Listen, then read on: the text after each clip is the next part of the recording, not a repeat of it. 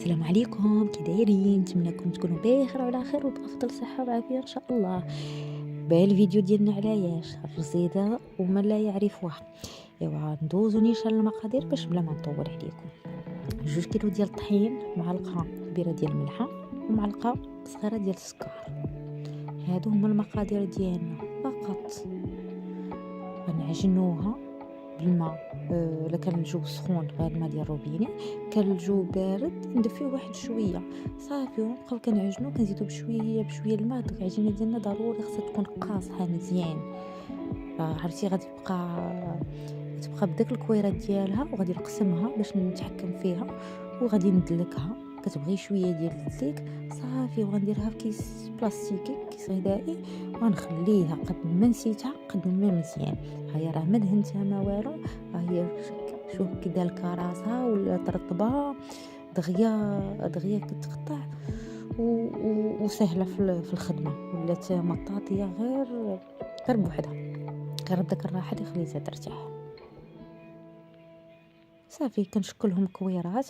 انا درت فيهم 150 غرام في كل وحده. بغيتهم متوسطين، ما بغيتهمش صغار.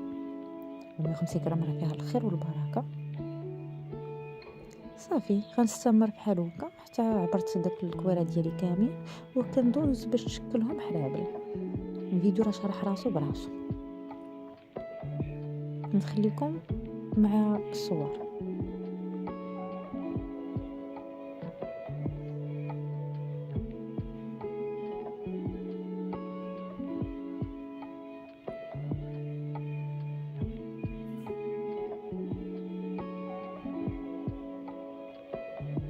صافي من بعد ما شكلتهم نخليهم واحد شويه يرتاحوا.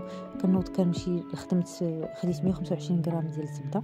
انا خديت الزبده، خديتها المارغرين 125 غرام. درت معاها 250 مليلتر ديال الزيت. درت الزبده ديالي حتى دابت، حتى بدا داك الحليب ديالها كيطرطق. خليتها تبخات باش تبدا يطرطق، وزدت عليها 250 ملل ديال الزيت. بالنسبه للرزيزه انا خدمتها بجوج طرق، وغنقول لكم شكون اللي جاتني سهله وعمليه. انا راه خدمتها بوحدي، ما كانش اللي غادي يعاونني في الماكينه. خدمتها غير بيديا، كنت كنشد هذاك الحرابل. كنت كندوزهم في الدقيق، كندوزهم شويه في المدلك، وكنديرهم كنبقى نورق فيهم في الاخر. لا ما بقاش هذاك الشيء الطريقه ديال المدلك، وكندوزهم في نيشان في هذا الراس اللي كيخرج، راس رقيق اللي كيخرج سباكيتي ولا كيخرج رزيزه. صافي وانا كندور وانا كناخذ هذاك الخليط ديال الزبده والزيت، كندهن فيه كما كتشوفوا. صافي وكنشدها على المدلك. انا كنشرها شويه وكندورها على المدلك. الطريقه الثانيه واللي جاتنا عمليه بزاف وسهله احسن، هي ان ما ندهنها، ما نرشقها لا بدقيق، ما نورقها بدقيق، نيشان غير بيديا. كندير مع العجينه ارتاحت بزاف والعجينه زوينه، كنشدها كندهنها بداك الخليط ديال الزيت والزبده، وكندوزها نيشان في داك هاد الماكينه اللي غادي تخرج ليا الرزيزه. هاد المرحله انا ما كنعاودش نحتاج ندهنها فاش كنبغي نديرها في الماكينه حتى كنخرجها. من كندوزها كامله صافي كنبدا ندهن بداك الخليط ديال الزبده والزيت، وفي نفس الوقت كنبدا نسرحها ما بين يديا، كنجبدها غير بشويه بشويه. كنديها حتى الراس ونعاود نرجعها. راه كتطلق فاسيل، كتطلق دغيا. صافي ندوزها في ندورها على المدلك ونخليها.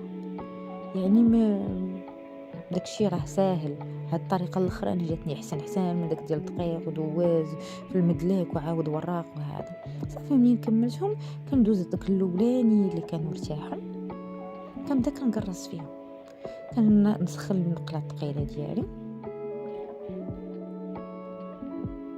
ها هي راه ما دهنتها ما والو، داك الكميه ديال الزيت والزبده اللي فيهم جد كافيه. صافي على نار متوسطه، وكنبدا اهم حاجه اني كل شويه نقلب باش كيدخل معاهم الطياب.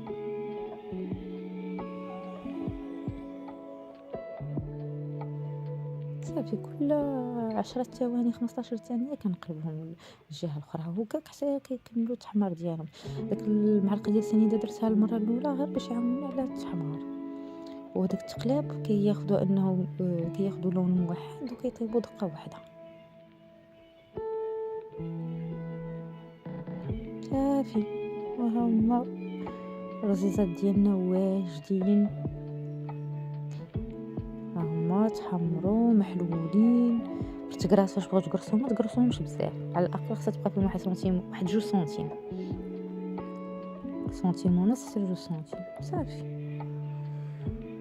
وكنشدهم كندورهم في شي منديل ولا شي زيت وكنديرهم في ميكا نيشان، كنخليهم حتى كيرتاحوا. نكمل داك الكميه ديالي عاد كنبدا نضرب فيهم بحال هكا كما كتشوفوا. وبالصحه والراحه.